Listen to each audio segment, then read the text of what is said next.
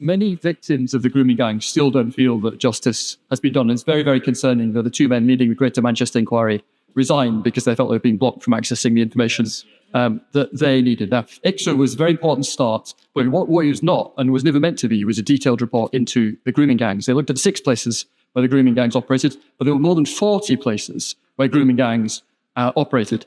The Right Honourable Lady says, well, the answer is locally led inquiries. Well, we've had years for that to happen, and it has not happened, and not happened properly.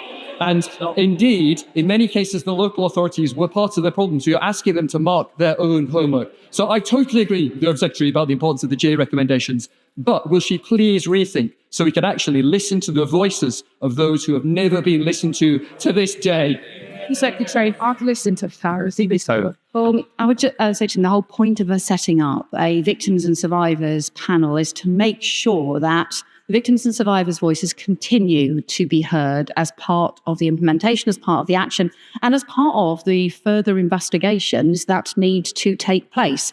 This cannot simply be, we had a one-off inquiry and then everybody turns their backs and moves on and talks about something different. What we have to do is to make sure that there is a serious change. There obviously was a 2-year inquiry that looked at organised grooming gangs and child exploitation.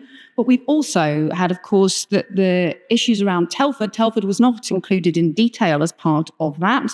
And there will be other areas where there are detailed questions still unresolved. And that is why we want Tom Crowther to be able to work with the government and with other areas on how best to make sure that victims and survivors, in the way that he describes, do feel like their voices will be heard, because he is right. Too often they don't feel that. And often that is also because, frankly, we still need further police investigations into those crimes, and the perpetrators of the terrible crimes against them still haven't been brought to justice.